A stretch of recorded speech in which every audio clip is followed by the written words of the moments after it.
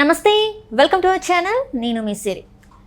పీకే గారికి జగన్మోహన్ రెడ్డి గారు serious warning ఇచ్చారని అయితే మనకు వార్తలు వస్తున్నాయి. ఎందుకంటే తను మొన్న ఒక ప్రముఖ ఛానల్కి ఇంటర్వ్యూ ఇవ్వడం జరిగింది. ఈసారి అయితే ఖచ్చితంగా జగన్మోహన్ రెడ్డి గారు ఓడిపోతారని చెప్పి తను చెప్పడం జరిగింది. సో దానికోసం తనకి సీరియస్ వార్నింగ్ ఇచ్చారని చెప్పేసి అయితే వార్తలు వస్తున్నాయి. మరి ఇందులో ఎంతవరకు వాస్తవం ఉందనేది మనకి తెలియజేయడానికి మనతో పాటు ఉన్నారు ప్రముఖ సీనియర్ జర్నలిస్ట్ జగదేవ్ గారు. నమస్కారం సార్. నమస్తే సార్, ఇప్పుడు చూస్తుంటే పీకే గారికి జగన్మోహన్ రెడ్డి గారు సీరియస్ వార్నింగ్ అని చెప్పేసి అయితే మనకి వార్తలు వస్తున్నాయి. ఇందులో ఎంతవరకు వాస్తవం ఉందంటారు? అసలు వార్నింగ్ కాదమ్మా, మామూలుగా ఏదైతే ప్రశాంత్ కిషోర్ గారు రీసెంట్గా ఒక ఛానల్కి ఇచ్చిన ఇంటర్వ్యూలో ఆయన ఏంటి వాస్తవాలు, ఏవేవి జరిగాయి, ఏవేవి జరుగుతున్నాయి, ఏవేవి జరగబోతున్నాయి అనే దాని మీద ఒక క్లారిటీ ఇచ్చాడు ఆయన. ఎందుకంటే ప్రశాంత్ కిషోర్ పేరు ఆల్మోస్ట్ ఆల్ 2013-14 నుంచి విన్నాను నేను, అంతకుముందు తెలియదు. సో ఆ స్ట్రాటజిక్ మేనేజర్గా ఎన్ని రకాల జిమ్మిక్కులు, ఎన్ని రకాల వ్యూహరచనలు చేయొచ్చు ఆయన అన్నీ వాడేశాడు ఆయన. మేబీ ఇప్పుడు ఎవరెవరైతే చేస్తున్నారో ఆయన్ని సీనియర్గా గురువుగా ట్రీట్ చేస్తున్నా అనుకుంటున్నాను నేను. సో అట్లా ఈ కోడికత్తి లాంటి వ్యవహారాలు కూడా ఆయన వ్యూహాల్లో భాగమైన కూడా చాలా సందర్భాల్లో మనం చూసాం. అయితే ప్రశాంత్ కిషోర్ గారు మొదటి నుంచి కూడా హెచ్చరించినప్పటికి కూడా జగన్మోహన్ రెడ్డి గారు పట్టించుకోలేదని, అంటే ఒక్క పథకాలే కాదు అభివృద్ధికి సంబంధించి కానీ లేదంటే మిగతా మౌలిక సదుపాయాలకు సంబంధించి కానీ మీరు దృష్టి పెట్టకపోతే ఇబ్బంది అవుతుంది అనే ఉద్దేశంలో ఆయన హెచ్చరించినా వినలేదని కూడా మనం ఒక 2 ఇయర్స్ బ్యాక్ ఎప్పుడో మనం వార్తల్లో కూడా చూసాం. అంటే ఇది ఊహాగానాల పుకార్లు అనుకున్నా కానీ పోను మనకి రోజులు గడిచే కొద్దీ ఇవన్నీ వాస్తవాలని తెలుసు. ఎందుకంటే ఆయన ఒక ఈవెంట్లో వెళ్ళినప్పుడు కూడా ఇలాగే మాట్లాడారు. పథకాలు ఇవ్వడం తప్పు కాదు, కానీ పథకాలకు అవసరమైన డబ్బుని, రెవెన్యూని జనరేట్ చేసి అభివృద్ధి మార్గంలో రాష్ట్రాన్ని పరుగులు పెట్టించి అప్పుడు పథకాలకు కూడా కొంత అమౌంట్ కేటాయించాలి. కంప్లీట్గా ఇలాగే చేస్తే శ్రీలంక ప్రభుత్వ పరిస్థితి మనకు అవుతుంది అని చెప్పి పెట్టారు. అప్పుడే ఊహాగానాలు స్టార్ట్ అయ్యాయి. ఈయన ఓపెన్గా జగన్మోహన్ రెడ్డి గారు, అదే ఏపీ ప్రభుత్వం గురించి మాట్లాడారంటే నథింగ్ బట్ జగన్మోహన్ రెడ్డి గారి ప్రభుత్వం అనే కదా.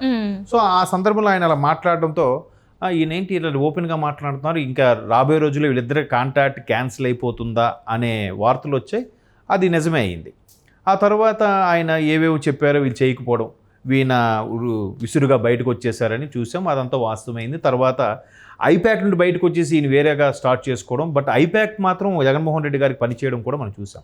అయితే రీసెంట్గా గత 2-3 రోజులుగా వచ్చిన వార్తల ప్రకారం చూస్తే ఐప్యాక్ సంస్థ విజయవాడలో ఉన్న ఆఫీసును ఖాళీ చేసేసారని అర్థాంతరంగా, ఎంప్లాయీస్ అందరి దగ్గర కూడా ఎవరెవరైతే ఐప్యాక్కు సంస్థ ద్వారా పనిచేసి జగన్మోహన్ రెడ్డి గారికి సోషల్ మీడియాల పరంగా కానీ లేదంటే పబ్లిసిటీ పరంగా కానీ ఎవరైతే వర్క్ చేశారో వాళ్ళందరి దగ్గర నుంచి కూడా ల్యాప్టాప్లు, మొబైల్స్ తీసుకున్నారు, అర్ధాంతరంగా ఆఫీస్ని మూసేసే ప్రయత్నం చేస్తున్నారు అన్నట్టు కూడా వార్తల్లో చూసాం. కొంతమంది మన సోషల్ మీడియా జర్నలిస్టులు అయితే అక్కడికి వెళ్ళి వాళ్ళని అడిగే ప్రయత్నం కూడా చేశారు. బట్ ఎవరు నోరు మెదిపే ప్రయత్నం చేయలేదు. అందరూ కూడా స్కిప్ అయ్యే ప్రయత్నం చేశారంట విజయవాడలో ఉన్న ఆఫీస్ సంబంధించి. సో ఇదంతా అంటే కనీసం అందులో ఎంప్లాయీలు ఏం రిక్వెస్ట్ చేశారంటే ఎట్లాగూ ఈ జూన్ 1 వరకైనా ఆఫీస్ నడిపించి తర్వాత ఎవరు శాలరీస్ సెటిల్ చేసేసి ఇచ్చేవచ్చు కదా అంటే అర్ధాంతరంగా ఆపేసి ఇప్పటికే ఉన్న బకాయిలు కూడా ఇస్తారా లేదో డౌట్గా ఉన్నట్టుగా కూడా ఉందని సమాచారం. బట్ ఇంకా పెండింగ్ ఉంది, ఒక 40-50 కోట్ల వరకు ఐప్యాక్ట్ వాళ్ళకి ఇవ్వాలి. ఇంకా ఇప్పుడు ఈ నిర్వహణ వ్యయం అంతా ఎక్కువైపోతుంది. రిమైనింగ్ 15 రోజులకు కూడా వీళ్ళతో పని చేయించుకుంటూ వీళ్ళకి జీతాలు ఇవ్వాలి. అదే హాఫ్ మంత్ అయితే సగం జీతాలతో ఎంతో కొంత మిగిల్చుకోవచ్చు అనే ఉద్దేశంలో ఎక్కడికక్కడ క్లియర్ చేసేసారు. మరోవైపు వీళ్ళకి ఓడిపోతామని భయం స్టార్ట్ అయిందా లేదంటే మరే ఇతర కారణాలు ఉన్నాయని తెలియదు, కానీ అందుకు ఐప్యాక్ట్ ఆఫీస్ కూడా మూసేశారని వార్తలు వచ్చాయి.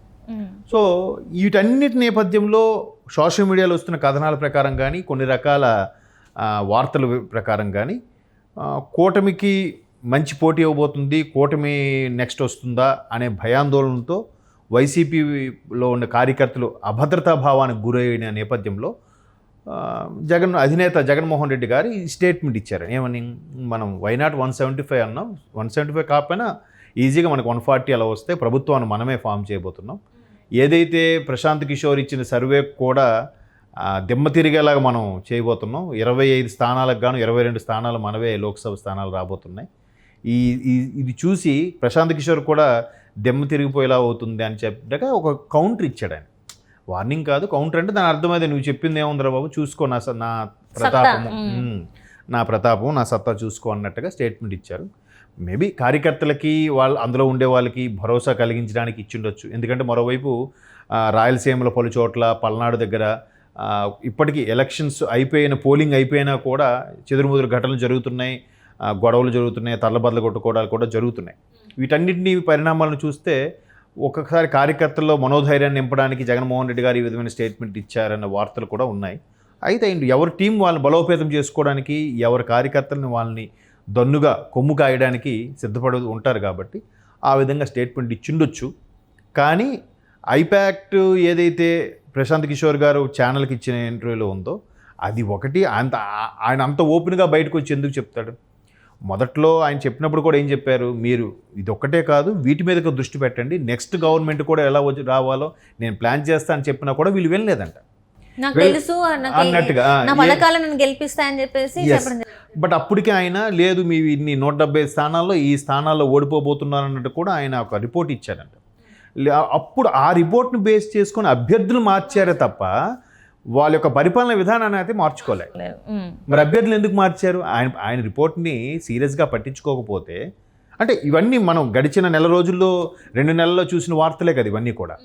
ఆయన ఏదైతే చెప్పారో అది మార్చుకోలేదంట, కానీ అభ్యర్థులు మాత్రం మార్చారు. ప్రశాంత్ కిషోర్ గారు ఇచ్చిన రిపోర్ట్లో 90 మంది వరకు ఓడిపోయే అవకాశం ఉంది ఈ 151 మందిలో. అందుకు చాలా వరకు షఫిల్ చేస్తున్నారు, అక్కడోళ్ళని ఎక్కడ మారుస్తున్నారు అన్నట్టుగా వార్తలు మనం చూసాం. మరి అభ్యర్థులు మార్చినప్పుడు ఆ పరిపాలన విధానాన్ని, ఆలోచన విధానాన్ని కూడా మార్చుకొని ఉంటే బ్రహ్మాండంగా ఉండేది కదా, బాగుండేది కదా.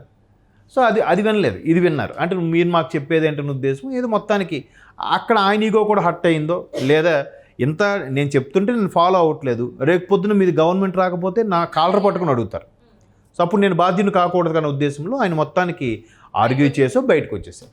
బయటకు వచ్చిన తర్వాత అసలు విషయాలన్నీ చెప్పుకొచ్చాడు. రీసెంట్గా ఒక ఛానల్కి ఇచ్చిన ఇంటర్వ్యూలో కూడా మొత్తం అందులో ఉన్న నాయకుల గురించి కూడా, అంటే బొత్స సత్యనారాయణ గురించి కానీ, ఇంకా సజ్జల గారి గురించి కూడా ఎంతమంది రేపు పొద్దున ఒకవేళ వైసీపీ రాకపోతే ఆయన పక్కన ఎవ్వరు ఉండరు, తను ఒంటరి అయిపోతాడు నిజంగానే అని చెప్పేసి తను ఇప్పుడు ఎవరైతే ఉన్నారో తన పక్కన రేపు వాళ్ళు ఎవరు ఉండరు, ఈయన జగన్మోహన్ రెడ్డి ఒంటరి అయిపోతారని చెప్పడం జరిగింది. అంతెందుకమ్మా, ఇక్కడ కేసీఆర్ గారు చూడండి, తెలంగాణ జాతిపిత అన్నట్టుగా పెద్ద పెద్ద బ్యానర్లు కూడా కట్టారు.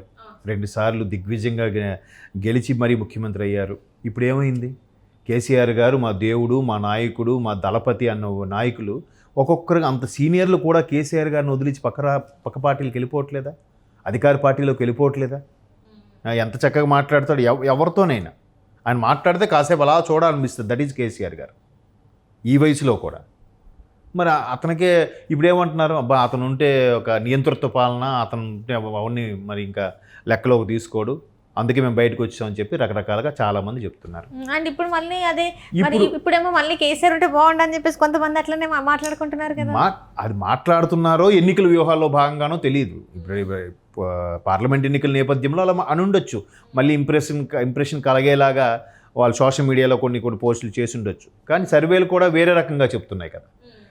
ఏమవుతో చూద్దాం, 4వ తేదీ వరకు ఓపిక పట్టాలి. కాకపోతే అయితే ప్రశాంత్ కిషోర్ గారు ఇవన్నీ మాట్లాడటం, దానికి కౌంటర్గా జగన్మోహన్ రెడ్డి గారు కూడా మాట్లాడటం, కౌంటర్ పరంగా మాట్లాడారు తప్ప వార్నింగ్ అయితే నేను అనుకోను. రాజకీయాలు ఇవన్నీ కామన్, ఒకరికొకరు దుమ్మెత్తి పోసుకోవడం, కౌంటర్లు ఇచ్చుకోవడం.